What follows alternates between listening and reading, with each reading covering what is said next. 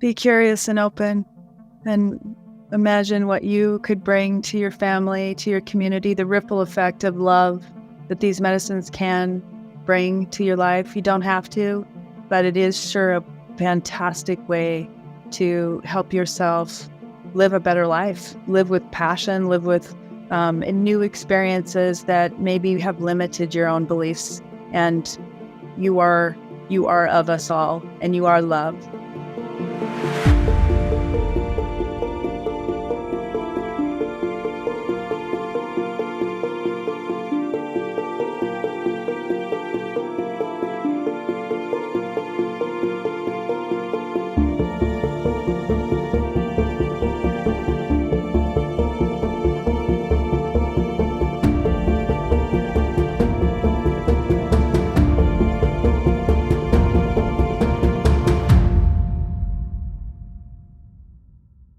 Hi, everyone. Welcome to another episode of the Psychedelic Conversations. We have Kristin Stratford in the house. Welcome, Kristin.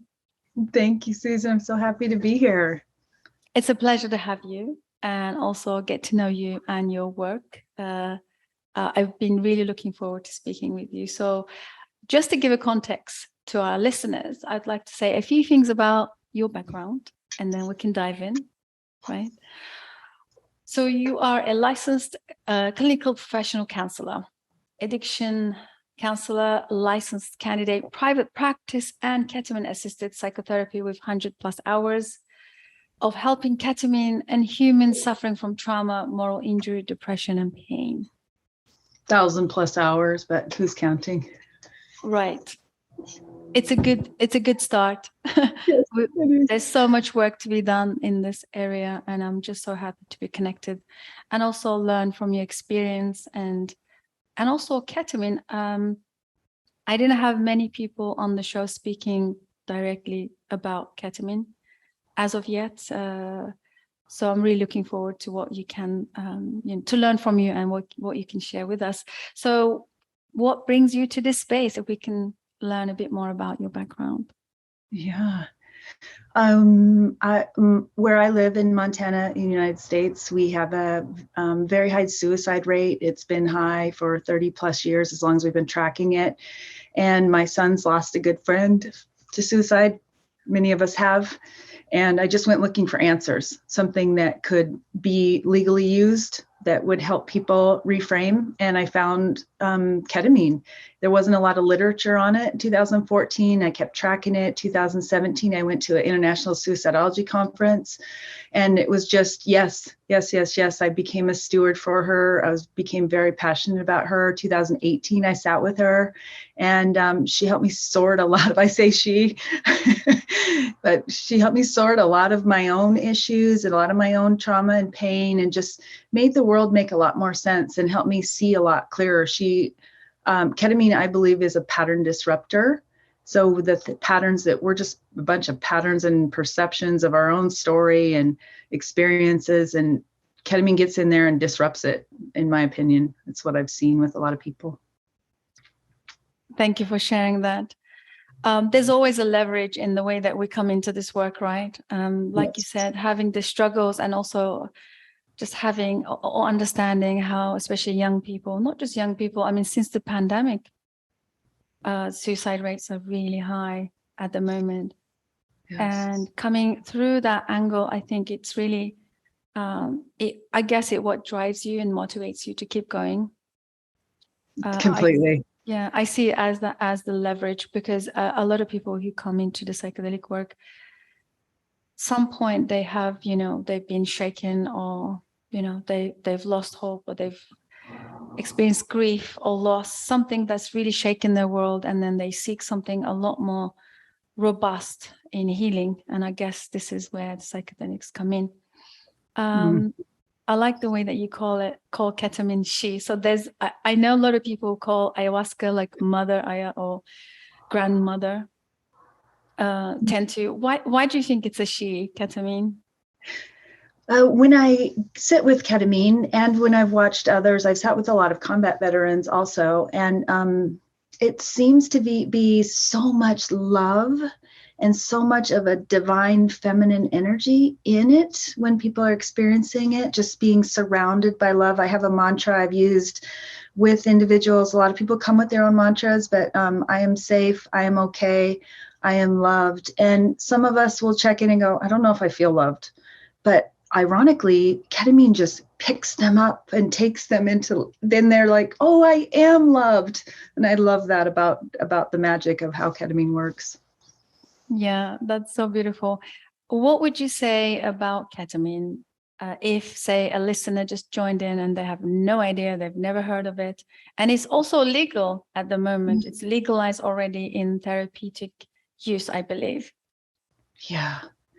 Well, I come from a pretty conservative family, and I didn't understand medicine, that psychedelics could be a way for me to awaken within myself a lot more better understanding. I would say that just be curious about it and go ask, and read the literature, because it is a really safe way to go and learn about yourself and to sort out depression, sort out the patterns of thinking. And there's safe ways to go in, just lozenges you can just kind of get to know the medicine a little bit and see what it feels like, see what your body feels like. And if you like it and want to know more, there's IV and IM, and then you can sit with a therapist. There's really wonderful ways to explore it without having to just go right in and go into deep treatment. Yeah, that's really helpful. And is it psychedelic? Because there's this, I've heard and I have seen, and I come across a lot of discussions around this. Is it just a sedative, or is it psychedelic? What are your thoughts on that? Well, it's safely used as a sedative, but it definitely has psychedelic features to it. Many people have had many experiences, from rebirth to, we've seen people that will have like a literal modeling of their body going through this rebirth of sorts. Others will have just beautiful green, see colors. It does fit in a lot of the psychedelic medicine models. Yeah. That's why it's been included, basically. Yes, exactly. Do you also have to deal with the pushback or the stigma around the negative association? Because, it's in the recreational use, it has kind of have a bit of a bad rap and addictive tendencies. What do you think about that? Well, I like to frame things as in around the word balance. It's my favorite word. And just like everything, we can get out of balance. And ketamine absolutely has the ability to take people out of balance and an escape route of sorts.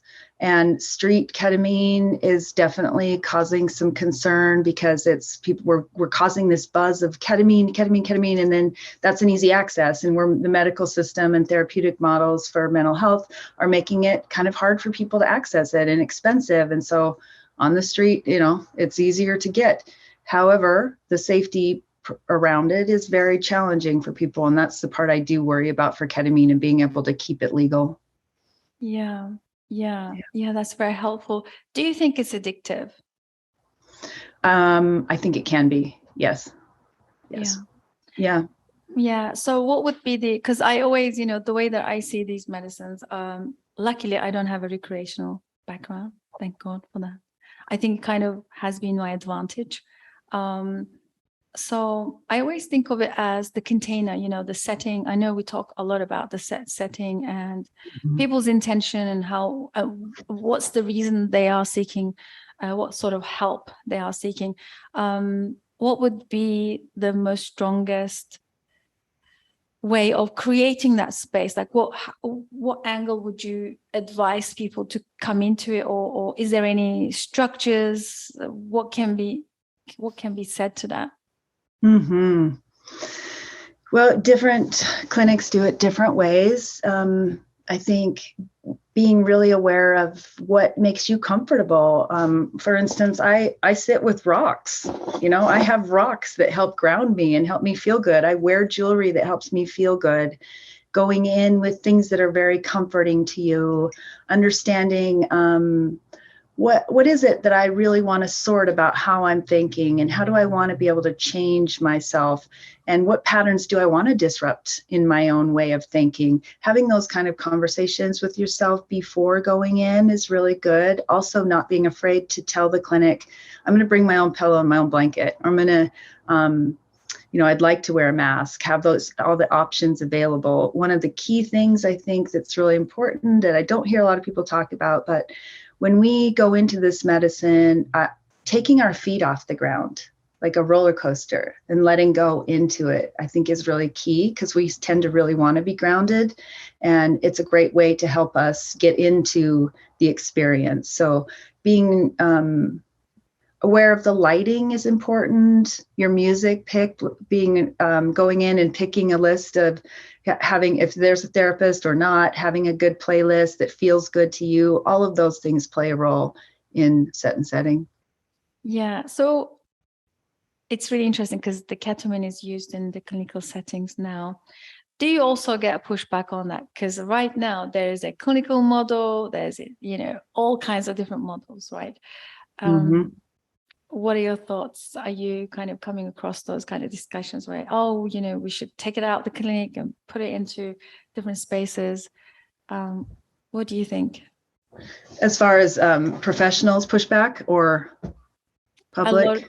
Yeah, of course, public, and some people who understand psychedelic work, because, coming from like more traditional, maybe indigenous sort of way of working with the medicines. I know ketamine is a different category, but still, even with MDMA, I hear and I see some discussions around why does it have to be professionals or clinicians sitting and then in a room with these people on bed with masks and things like that. Those are the kind of criticism. Yes. And I think there's some great psychedelic medicine coaches out there that could do a bang up job of helping people with ketamine. Absolutely. Because when you're experienced with altered states of consciousness, you can understand the medicines. I think in the professional setting, there is definitely pushback. Some old school therapists say, that it's all from within and you don't need those medicines. And there's also just the basics of it's synthetic, and the nature and ayahuasca, the long tribal history. I mean, I have so much reverence for, and I'm just beginning to learn about it. And and reciprocity, all of those things, they really matter.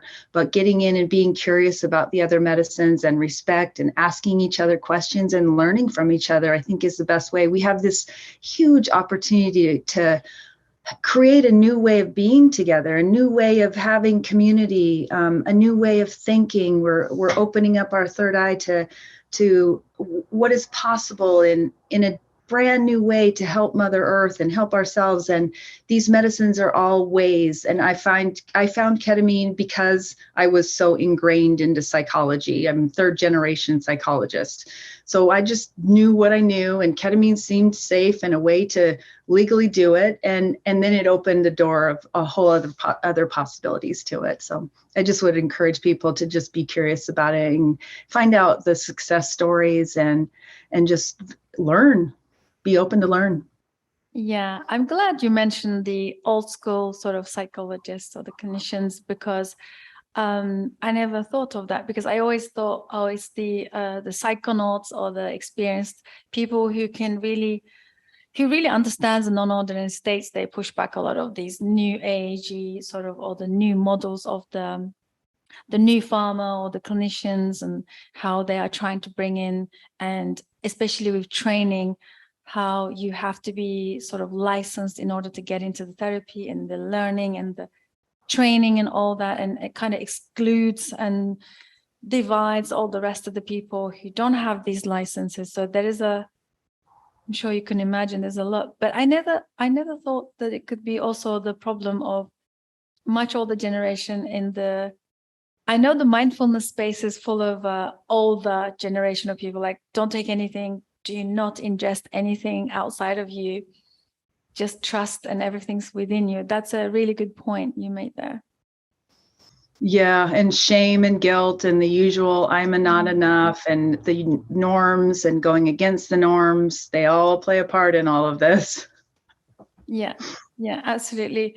Obviously people say, do we need psychedelics? Of course, it's not for everyone, but currently that's changing for me a little bit, because I think right now, what's happening in the post-pandemic era, we're going to need robust tools to disrupt the patterns, like you said.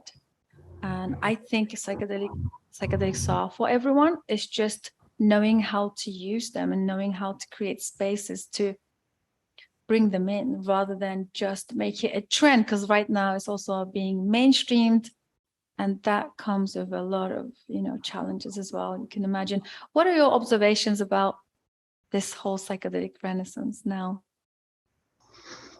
I think it is really important to be aware that there is no quick fix for anything, and that counting on a medicine to change a person and going into it maybe feeling like, okay, this is my last hope. I'm my last hope. I am home. Those kinds of thinking help us just bring these in as an adjunct to help us think clearer. So I think I missed the mark on the question. Yeah, like the trends, the mainstream. Oh, trends, right. Yeah. I think it's about dang time, and I think that it's on point for exactly what we need worldwide, and that there was a great effort to bring it forward before, but the data wasn't there, and I believe the data is there now.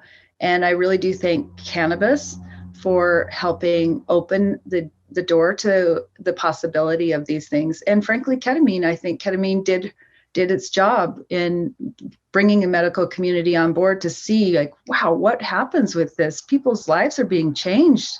This is data we have to be able to really look at, and we can't ignore it anymore. So both of those medicines I give credit to.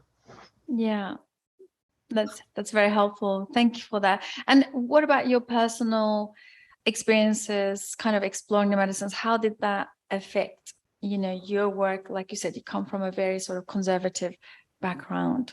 What were your challenges? I'm sure a lot of the listeners might find that really resonating, because a lot of people who wants to get into the training, they kind of have the same sort of reservations, I guess. Yeah. Well, also growing up in a rural area, and not many people. And I was a single mom for a long time. And I really needed a way to get out of these patterns of, I can't make enough money and I'm living in this rental and I want to give my kids so much more. And I couldn't really get myself out of the usual, the stuck, same, I call them the Olympic loops. We just get into these same circles of thought. And when I sat with ketamine, it just took me out of those. And my mom picked me up after the first one, and she said, "You look 10 years younger." And it was like the stress had just gone out of my body, and I'm not a napper. And I went out into the grass and I laid down for an hour in the grass, just released. And that started my journey and then I started meditating more, and I started getting in the river 3 or 4 days a week, even in the winter when it's freezing cold, and just being one with the water. And doors just kept opening of my own possibility and belief in myself, and the old stories and little bits of trauma of, things that people that said you're not good enough or made me feel small. Those get smaller and smaller, and they're shadows, and they come forward every once in a while, but the time that I spend in them is a lot shorter. Yeah. I always think of the healing is exactly that. I think our association changes with our own patterns eventually, and then we break out of them quicker, bounce back quicker, right? Yeah.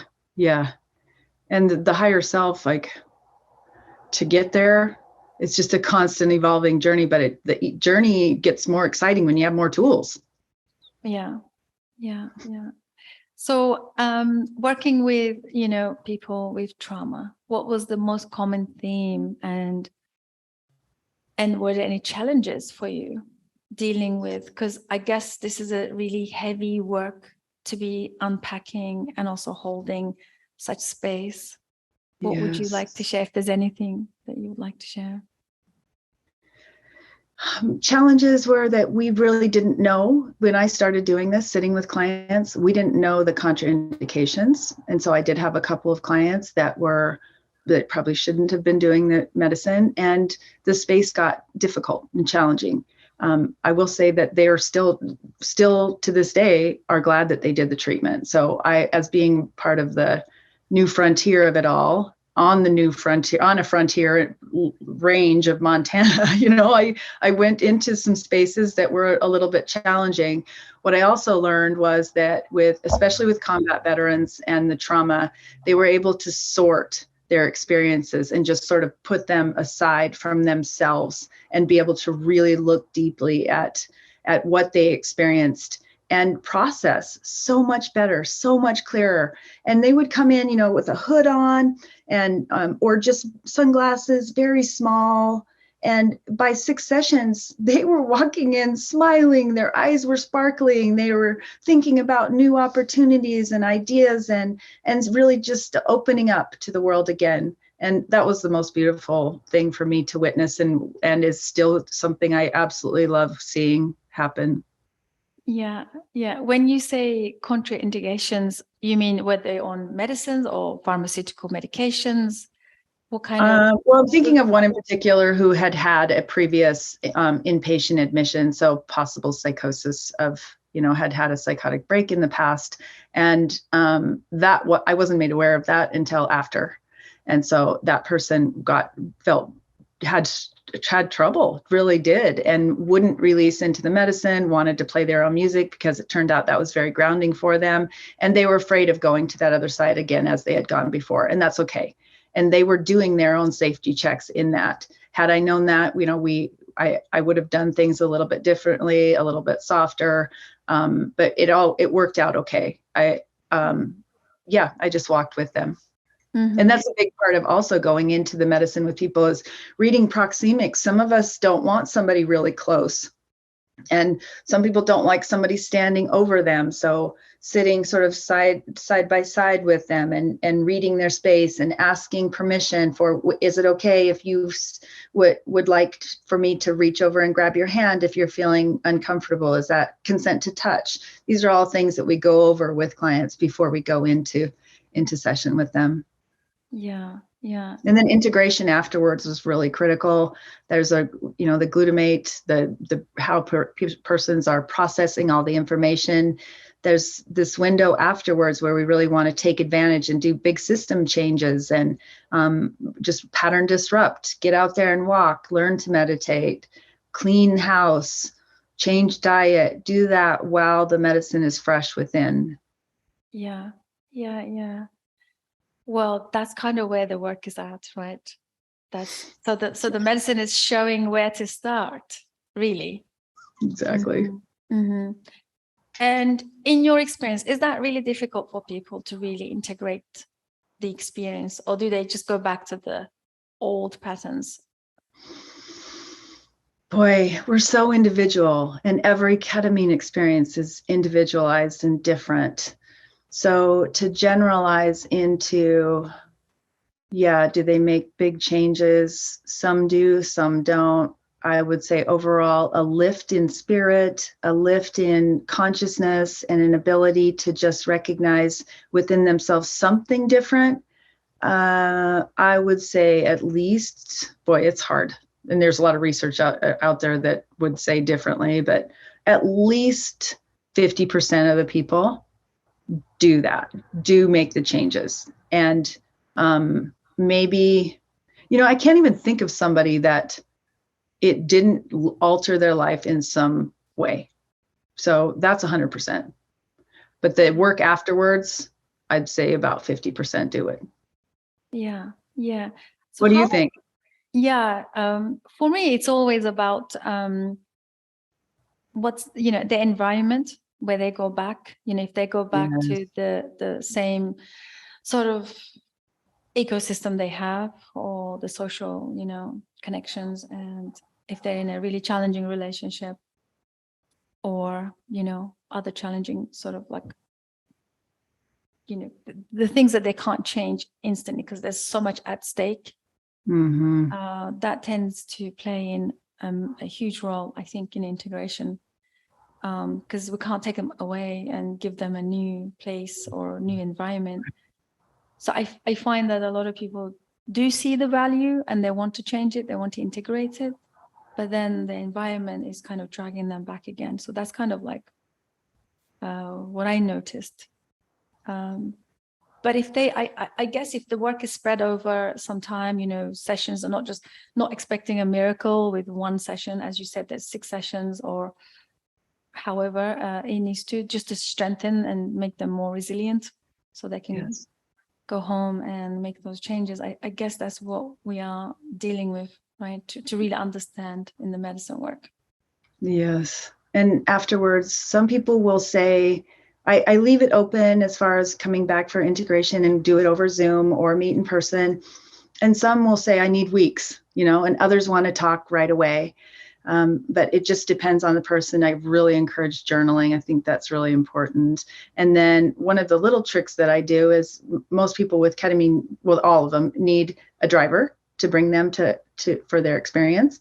And so I take that opportunity to get in touch with the driver or the caregiver and help see where they're at with psychedelic medicine and if they understand ketamine and the benefits, so that that person has somebody that they trust that they can talk to about what they've experienced and what the medicine could possibly help with.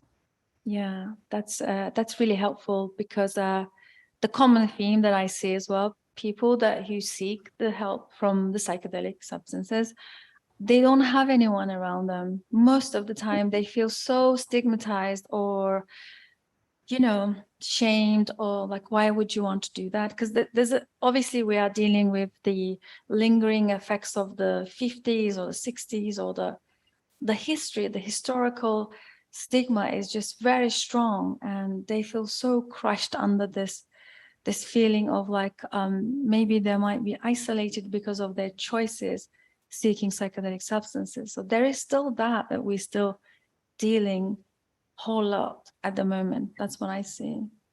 Absolutely. Yeah, they're doing a lot of beautiful work with death doulas and the medicines. It's kind of a way to bring the conversation around too, is because it's first super sacred and we all know it and we all understand that that's what's happening for all of us eventually. So I think that's kind of an interesting space to maybe bring it into conversation if somebody wanted a tip on to look into that, using the medicine to help others cross over and to get prepared for what a beautiful time, and to use that example of, it would be a touchy subject, but it is a way.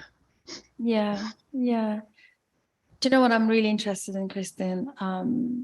How did working with the medicines changed, or at least informed, your understanding or your connection with spirituality? Like, it's my favorite question, my favorite thing to ponder on. Like, a lot of us coming from academic or some intellect background, and spirituality somehow is also very stigmatized in some communities, in some areas or places in the world. Yes.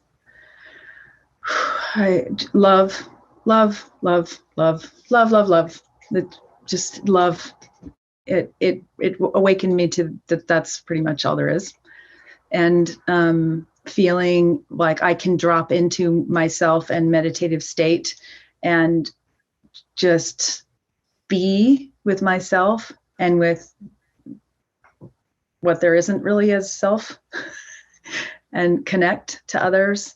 I also have noticed I really can see signs better of more guidance, less my own ego saying, oh, you should be doing that. I'm much more aware of the signs around me that the universe really is helping guide us and working with us. Life is happening for me, not to me. Those kinds of things it's really helped with my own connection to everything. Yeah. And also, like, what are your thoughts on the religious sort of background? Because a lot of people almost have this like resentment because they were either brought up religious or like families that really believed in church organizations, like communities, and Mhm. and then somehow like the medicines. I have met people taking psychedelic medicines to actually become more resentful of the church and the whole religious organizations. Yeah, right. Yeah, we get so conditioned into what should and shouldn't be. I was raised LDS or Mormon, and I went and attended with my mother, who's very, very devoted and a believer of what, that's her path to God. And I respect it and love it. And I don't know the answer to what is the true path. What I do know is that when I went through what you're talking about, that others may be going through, I sat in the church and I looked around and I just felt these are my sisters and brothers. And I am a part of all of this. And I'm a part of many, many more. And that gave me great comfort. Yeah. Yeah. It's very difficult to like get here to this understanding, right? Because there's loads of layers to peel back. Yes. And the realization of like, yes, but it depends, like which angle are you looking through? How do you interpret all of that? Yeah. Yeah. And some people don't, they can still do psychedelic medicine and not let go of that belief system too, or what has given them comfort and community and filled their heart. That's perfectly okay too. I don't think you get to create your own rules around it.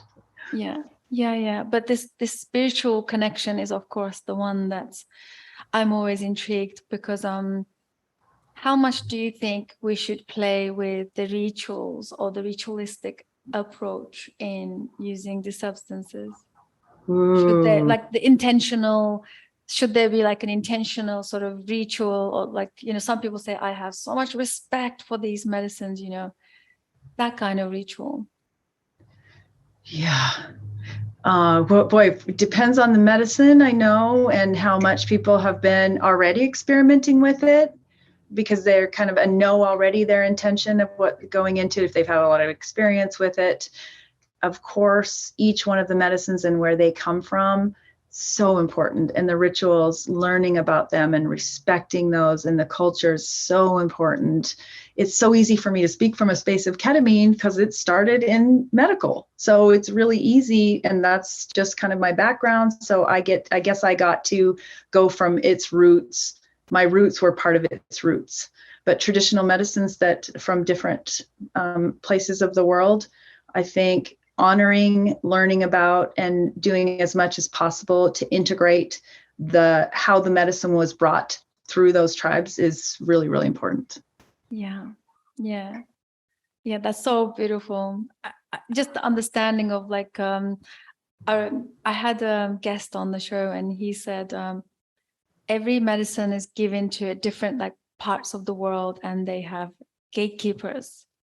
Mm-hmm. Right. And he would say, like, iboga, for example, the Africa root bark, and then we have the South American, the ayahuasca and the peyote, and all different kinds, and then mushrooms are all over the world. So he would say, like, there are gatekeepers around these medicines. They've been in this, it's already been part of life from the beginning of time, and they're not even new. It's just like in the Western world, we just woke up one day and, oh, there's ayahuasca apparently. Right. Right. Yeah. Do you have I'm sure you have these conversations as well, like suddenly we think, okay, there's ayahuasca. Right. Yeah. It's what I think we also kind of feel called to it when we start thinking about what makes sense for us and what not. Then we're called to whatever medicine makes sense for us at the time. Yeah. Do you know, about, I can't remember now, maybe 2 decades ago, that's how long it's been. There used to be BBC series with so the actor of this BBC series, I'm not going to mention his name. He did have kind of like a lot of, apparently there was a lot of controversy around that. So he sat with tribes and they gave him ayahuasca. This was like, 2 decades ago.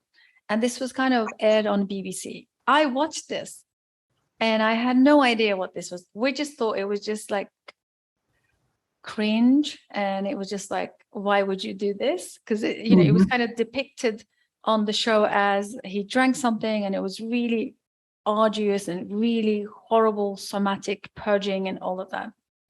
And we just sat there thinking, like, why would someone drink such substance? But obviously it wasn't projected as what we know of ayahuasca now. Right. It was just like documented as, oh, these are the tribes and this is what they do. But apparently after that, his life took a whole new turn. Yeah. And this is why, like seatbelts, why we started wearing seatbelts, the data matters. Yeah. And we have a lot more data now. Yeah, totally. And also the mainstreaming of psychedelics now. There is a thing called ayahuasca tourism and a psychedelic tourism. So we're dealing with all of these challenges while we're trying to still bring them to really actually intentionally help and heal. And, especially the veterans, like, please talk to us about the veterans, like their struggle. Because I think I haven't had anyone, I think only one person speaking on our channel about the veterans, and they do amazing work, the Heroic Hearts. I think you know them. Yes. The UK representative. But I don't really know much of what is actually happening and what kind of help is provided for veterans, especially, with psychedelics. Yes. Not enough. I'll tell you that. There are some great organizations out there that are doing good work. Jesse Gould and Veterans Experimenting Treatment Solutions. I think that's the acronym.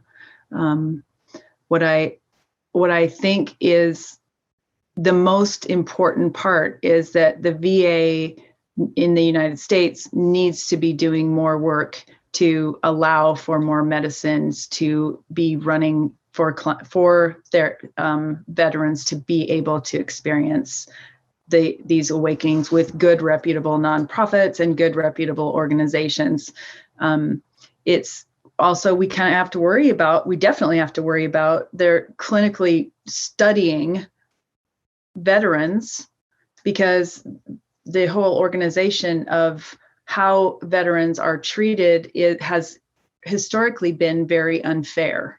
And so to bring psychedelic medicine to some vets that may not know it, like, what are you doing? You want to give me a psychedelic to help fix me? That doesn't make any sense. Others are just begging for it and it can't get through. So again, we're caught in the political jargon of how do we get these veterans to these safe places. So if anybody's looking into it, I would research who are some of the best nonprofits in the world that are working with veterans and reach out to them. And because I know there are scholarships available, and I know that if they were able to find a good local therapist that could help refer them and get them to these treatment centers, that there would be a lot of good possibilities for them. But frankly, there just isn't enough yet. Yeah. And I did speak to another guest who said that's actually the biggest issue, the challenge the US has, especially in the US, the veterans, the suicide rate, and what is actually happening now. It's increased or maybe tripled since the pandemic. Yes. So yeah, this is a very serious problem to be dealing with. It is. Yeah.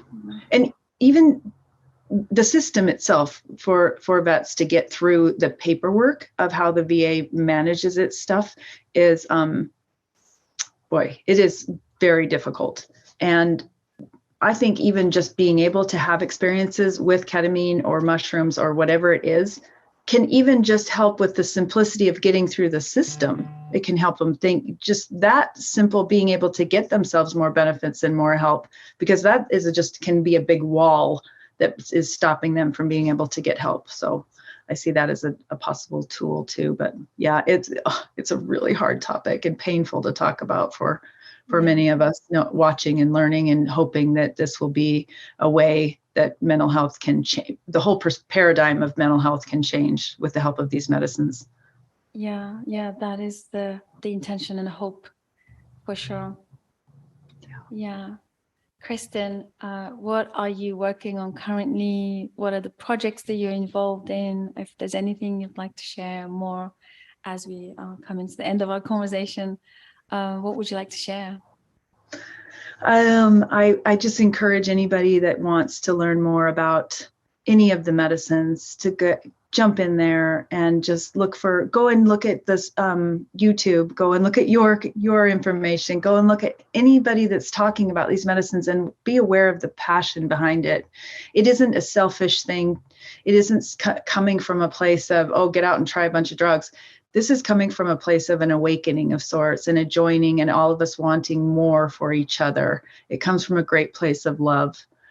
And I see myself working with ketamine, possibly working with ibogaine. I just had 3 weeks in Mexico where I got to experience bufo. And that was my first time sitting with a shaman even. So that's how like conservative my background has been. And I want to explore more options around the world and get to know more about all of these medicines. And I'm imagining my path will take me that way. Yeah, that's so wonderful. Ibogaine, is it for addiction, or how would you like to work with the ibogaine? Yes, I went down to Beyond, and they are doing magnificent work in Cancun with addiction and with PTSD, and people just like, my life is a mess and I need to sort it.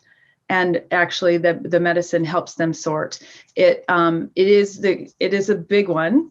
And it's very, very important that persons are seeking out good facilities that are offering this medicine. I don't know that we know enough about it I would send everybody through Beyond if I could, but it's expensive and it's just not big enough yet.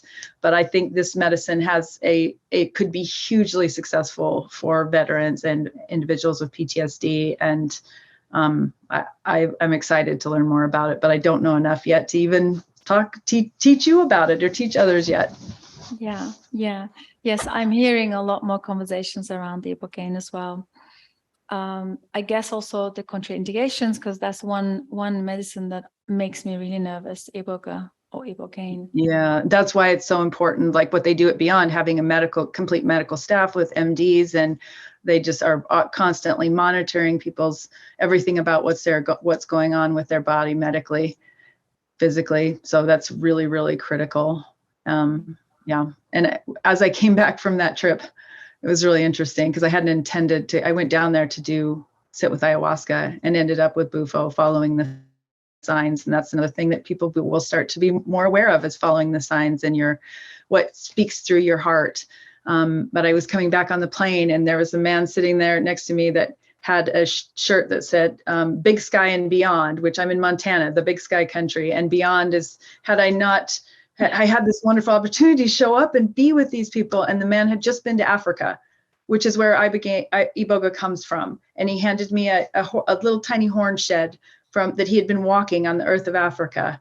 And it just felt like I was a part of this, and that I felt like an awakening of my own spirit, and it constantly is evolving and changing. And I feel like I'm getting stronger, and I want that so bad for others. I just want it for the world.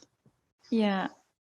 And that's so beautiful. I think a lot of the people who are in the medicine space, that it is coming from that energy and that intention. There is an incredible, good, intentions behind what they do, and their passion around wanting to work with the medicine and learn. Most of the time, I know we hear stories and controversial stuff going on at the same time, but I guess that's just going to happen with everything, right?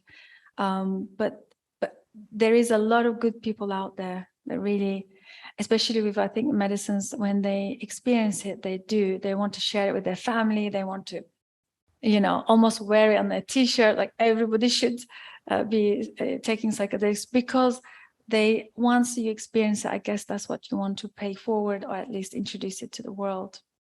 Yes. Yeah. So wonderful. Kristin, thank you so much. And would love to have you back, follow you and your journey and what you will be doing in the next phase of your work with ibogaine, especially.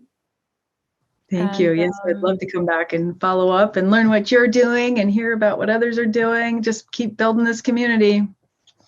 Thank you so much. Yes, you are now part of our community, and we love that.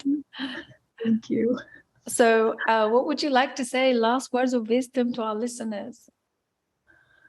Be curious and open, and imagine what you could bring to your family, to your community, the ripple effect of love that these medicines can bring to your life. You don't have to, but it is sure a fantastic way to help yourself live a better life, live with passion, live with in new experiences that maybe have limited your own beliefs. And you are of us all, and you are love. Thank you so much. Well, it's been such a pleasure getting to know you and connecting with you. And I would love to have you back very soon in the near future. Yes, I'm happy to come back anytime. Thank you. Yes. Great. Thanks, everybody. Thanks for tuning in. Hope you guys enjoyed this conversation, and do get in touch with us, and myself and Kristin will have her links, and you can connect. Do share your experiences if you had any ketamine experience, or therapeutically, or recreationally even. What did you learn? What was your experience? Yes, share with us. Drop it in the comments. Don't be shy. I'll see you on the next one. Bye for now. Bye-bye.